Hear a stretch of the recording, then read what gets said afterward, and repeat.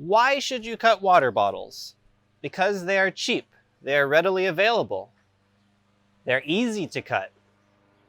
These are all good reasons to cut water bottles. Why shouldn't you cut water bottles?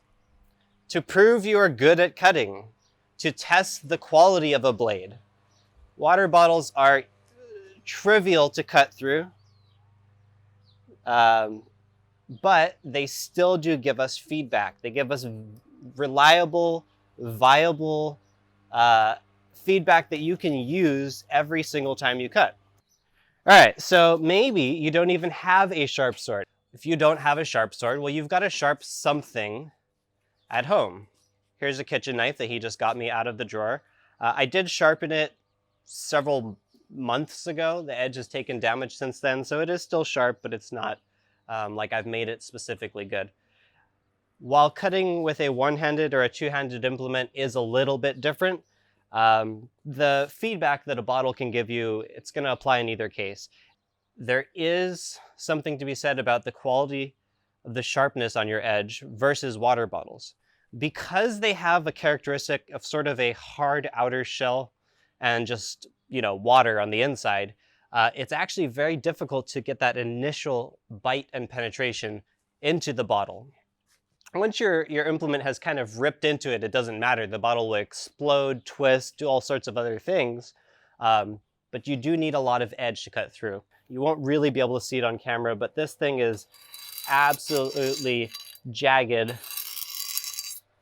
I probably will be able to cut through the bottle, but it may also explode and or kind of rip its way through. And the point, I think, that we're trying to make here is that you do need to have a certain level of sharpness or you're going to have a hard time getting feedback out of your bottles. It's not this one, it's my other Italian, but that was the first sharp sword I ever got. And the first thing I tried to do with it was go out in my backyard and cut some bottles.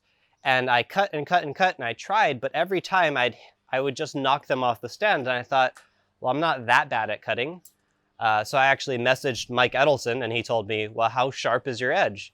And after a little bit of investigating, I realized that the factory edge was not sufficiently sharp to cut through a water bottle. It was not biting. It was kind of bouncing off of the surface on impact.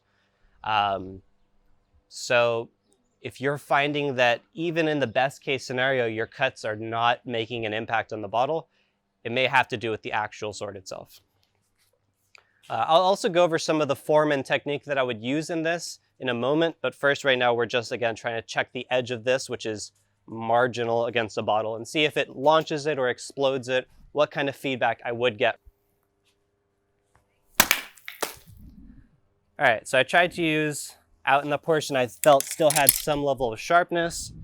I did what I felt was a good cut. Maybe it's not a 10 out of 10, but it was a quality cut. And we can learn a lot from this, as I was saying.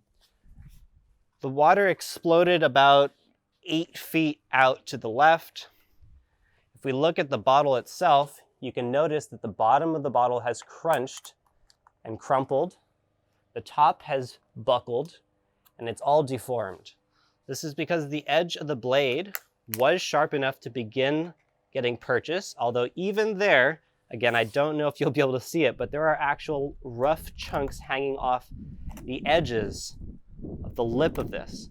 And even the end of the cut here, it comes off into this little tail. So nothing is clean, nothing is straight through here. It's ripping and tearing its way through. So even on a fairly straight line, I'm fairly happy with the alignment of this bottle.